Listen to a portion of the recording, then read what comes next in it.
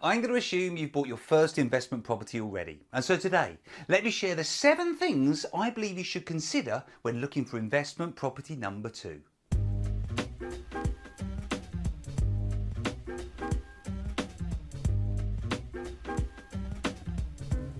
Hi, my name is Tony Thor from Your First 4 Houses, and my channel is all about helping you achieve financial freedom through property. If this is your first time here, be sure to subscribe to the channel and hit the bell notification icon so that you don't miss out on any of the free content that I share each week. Now, one of the reasons I branded my business Your First 4 Houses is because I personally believe just 4 of the right type of property can give you a good income and a great lifestyle. But as I say, they've got to be the right type of property. It therefore sort of follows on that unless your first investment property is something incredible, you're going to need more than one to become financially free. So if you've already bought number 1, what do you need to consider when buying property number 2? Well, in my opinion, you should be thinking, how can property 2 help me to get property 3 and 4 and beyond? And so what do I mean by this? Well, I know lots of people who start off with the very best of intentions, wanting to build a portfolio and become financially free. They may have enough money for a deposit, and so they go out and they buy house number 1. But then they kind of stall.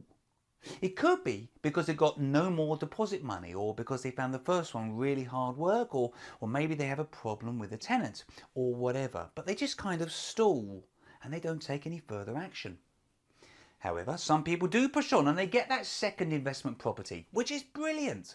But for many, this really is as far as they go, even though they may have started out with big dreams, wanting to build a portfolio and live off the rental income, like my wife and myself do. So I believe you should approach the acquisition of property number 2 by thinking to yourself, how can this property help me get properties number 3 and 4? And so with this in mind, I'd like to make 7 different suggestions.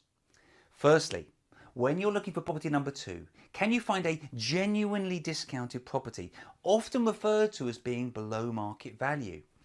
If you can buy a property number 2 at a genuine discount, you can potentially refinance fairly quickly and pull some of that deposit back out of the deal, which you can then use to go and buy property number 3.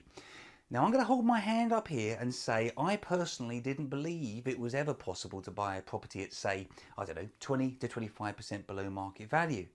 But if you look in the right areas and work with the right type of sellers and create win-win solutions for those sellers, it is possible. And I've now done it many times. Next, is there a way to add real tangible value to property number 2? If you can add sufficient value, again, you can refinance and pull a percentage of your money back out of the deal and use this to go and buy property number 3. Can you buy property number 2 in an area where there's a better chance of capital growth? Now I appreciate this one is just a little bit speculative, but I also believe it is possible. For example, could property 2 be located on or near a new transport link, perhaps a new train station or tube line? Is the area about to undergo some serious regeneration? Has a big new employer just announced that they're about to move into an area and create a lot more jobs? These are all good examples of where you might get a better chance of capital growth potentially.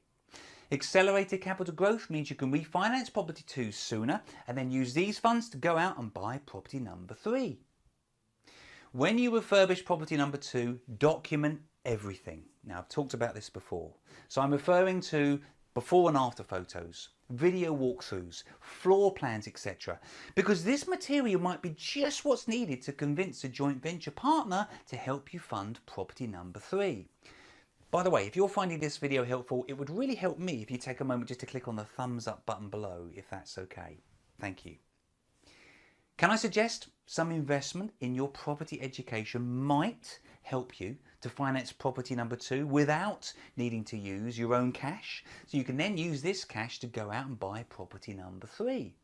Now there's lots of places to get this training, and dare I say, you might want to check out the online property masterclass where we cover this subject in a lot of detail.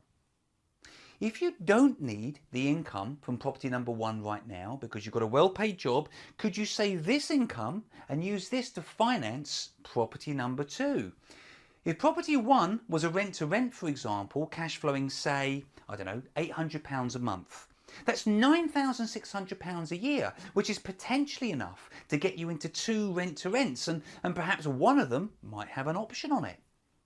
Lastly, could you perhaps pool your resources with someone else and go in together to buy property number 2, and perhaps do the same with property number 3, and maybe the same with property number 4? This might be a good friend or a family member, but it's a great way to gain real momentum, especially if part of the deal is that you're going to hold each other accountable. But if you're going to do this, please, please, please make sure you have a formal contract in place, even if it's a family member. Now, if you could think of any other way to structure a deal number 2 so that it helps you flow on to deal number 3 and 4, I would love it if you could take a moment to help others by commenting below. That would be absolutely wonderful. One last thing, just before you go, be sure to grab my free 50-point checklist, which will really help you the next time you want to buy an investment property. Until next time, I'm Tony Law from Your First 4 Houses, with online training that helps build your property portfolio.